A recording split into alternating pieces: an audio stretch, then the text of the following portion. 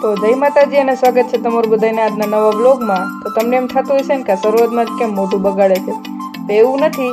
આપણે ગમે ત્યારે છે ને ક્યાંક જવાનું વિચારીએ ને ત્યારે વરસાદ આવી જ જાય, અને વરસાદના લીધે ક્યાંય બહાર તો જવાતું નથી। તો મેં કીધું હાલ ગાડી લઈને આવે તો જાય ભવનાથ બાજુ। ભવનાથનો વ્યૂ પણ તમને વરસાદમાં બતાવીએ કેવોક આવે છે। ગિરનારનો વ્યૂ તો જો કે આવે જ છે, આમ તો એમને જુનાગઢમાં ગિરનારને સ્વર્ગ નથી કહેવાતું। આજે વરસાદમાં પણ તમે જોઈ લો જુનાગઢનો વ્યૂ।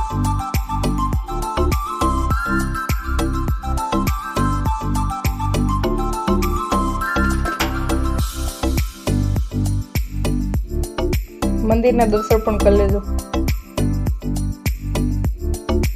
હવે આપણે લાલઢોરી સાઈડ પણ જશું, એનો વ્યૂ પણ તમને હમણાં બતાવીશ થોડીક વારમાં।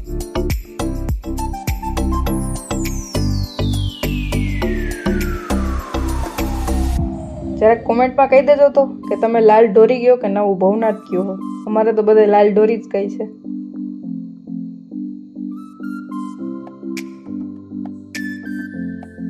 આપણે લાલઢોરી સાઈડ જઈએ છીએ અને રસ્તામાં કંઈક આવો વ્યૂ આવે છે। હજી આગળ તો બહુ મસ્ત વ્યૂ આવશે, મંદિર ને બધું।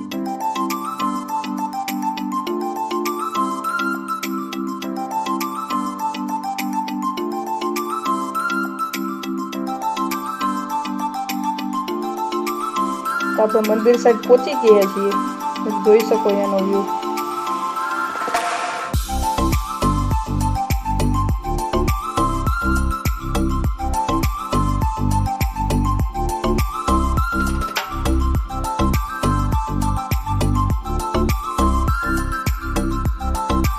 હા, એનું મંદિર છે।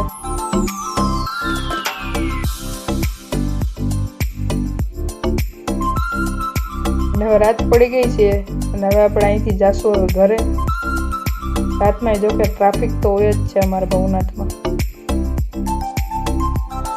તો આજનો બ્લોગ ગમ્યો હોય તો લાઈક, કોમેન્ટ અને શેર કરતા જાજો, સબસ્ક્રાઈબ પણ કરી દેજો। બાય બાય, જય માતાજી।